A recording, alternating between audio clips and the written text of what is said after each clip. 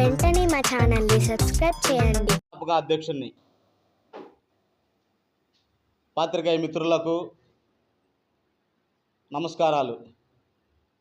రానున్న సార్వత్రిక ఎన్నికల్లో మాదిగ కుల సంఘాల మద్దతు తెలుగుదేశం పార్టీకి, ఎన్డీఏ కూటమికి. మాదిగల మద్దతు తెలుగుదేశం పార్టీ, ఎన్డీఏ కూటమికి. ఈ విషయము మీ ముందుకు ఎందుకు ఉంచుతున్నానంటే, జగన్మోహన్ రెడ్డి గారు ముఖ్యమంత్రి అయిన తర్వాత ఆంధ్రప్రదేశ్ అసెంబ్లీ సాక్షిగా ఎస్సీ రిజర్వేషన్ల వర్గీకరణ రాజ్యాంగ విరుద్ధమని మాట్లాడిన వ్యక్తి జగన్మోహన్ రెడ్డి గారు. ఇదే సందర్భంలో గౌరవ చంద్రబాబు నాయుడు గారు మాదిగలకు 29 ఎస్సీ రిజర్వ్ స్థానాలుంటే 15 ఎమ్మెల్యే టికెట్లు కేటాయించి ఎస్సీల్లో సామాజిక న్యాయం చేసినటువంటి వ్యక్తి రాజకీయంగా చంద్రబాబు నాయుడు గారు. అదేవిధంగా బహిరంగంగా ప్రజాగాలం సభల్లో చంద్రబాబు నాయుడు గారు వర్గీకరణకు కట్టుబడి ఉన్నాం, మాదిగల అభివృద్ధి, మాదిగల సంక్షేమం తెలుగుదేశం పార్టీ చూసుకుంటుంది, తెలుగుదేశం పార్టీ కట్టుబడి ఉందని బహిరంగంగా మాట్లాడుతున్నారు మాదిగల గురించి. ఇదే సందర్భంలో ముఖ్యమంత్రి గారు జగన్మోహన్ రెడ్డి గారు ఎక్కడా కూడా మాదిగలు ఊసెత్తట్లేదు, మాదిగల గురించి మాట్లాడలేదు.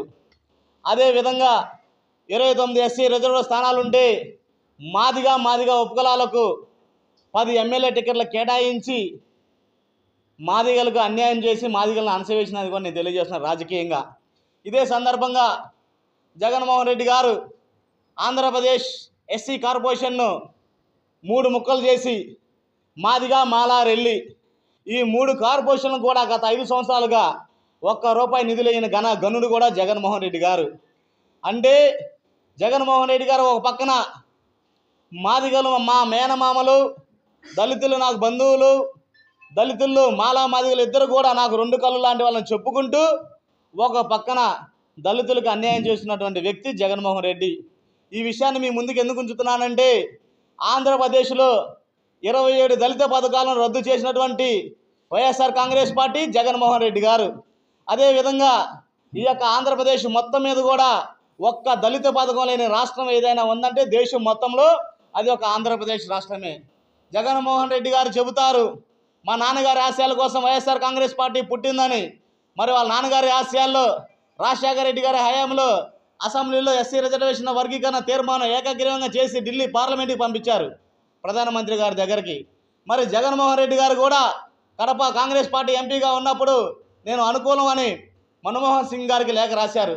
అదేవిధంగా వైఎస్ఆర్ కాంగ్రెస్ పార్టీ ఏర్పడిన తర్వాత మొట్టమొదటి ప్లేనరీ సమావేశంలో జగన్మోహన్ రెడ్డి గారు వర్గీకరణకు అనుకూలంగా ఉన్నారు.